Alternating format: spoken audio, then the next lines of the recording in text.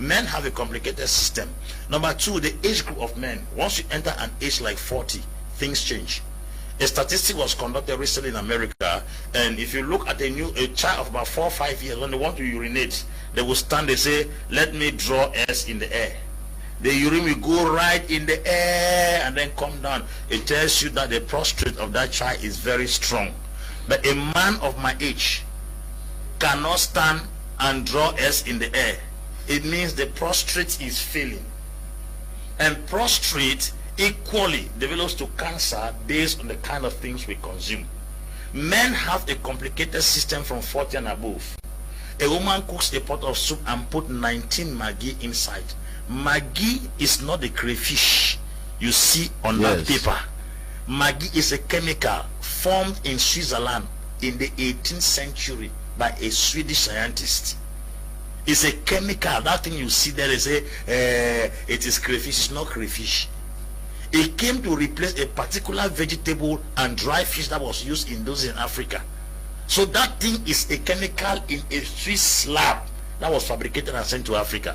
When you eat such things, you got almost 40% of men in this generation have prostate cancer.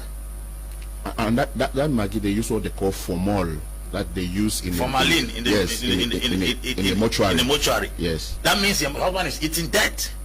And in other words, the person that controls what you consume can determine your life on earth.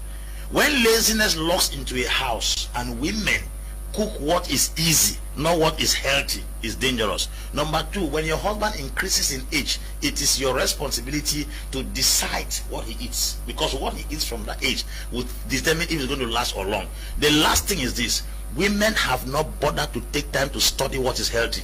They think that cooking is what you brought from your mother's house. The age we are right now, you are supposed to go on a research to know what is healthy and what is not healthy. If you just let your mother have fufu and the manima they taught you, rice and beans they taught you, you have not sat down to check the kind of things that build the human system. Every woman must go through a course to study what is healthy for consumption, and the things that are healthy are never tasteful. Most of the things that are very healthy, they are never tasteful. That you are eating a pot of stew and the thing tastes in your mouth does not mean it is healthy. Tasteful food is not healthy food.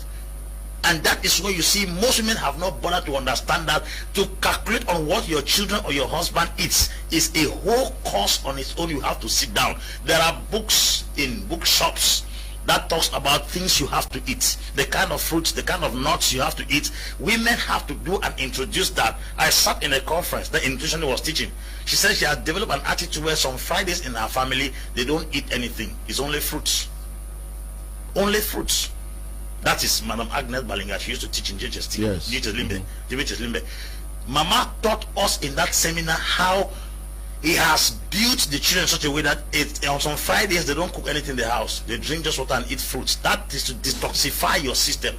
Under that kind of atmosphere, people are bound to live long if witchcraft is not there or unforeseen circumstances don't occur. Health issues are very, very important. What your husband consumes also matters. So women help to send their husband to their graves through euthanasia. It is called mercy killing. They kill you silently by giving you what to consume. So every woman should take up the responsibility.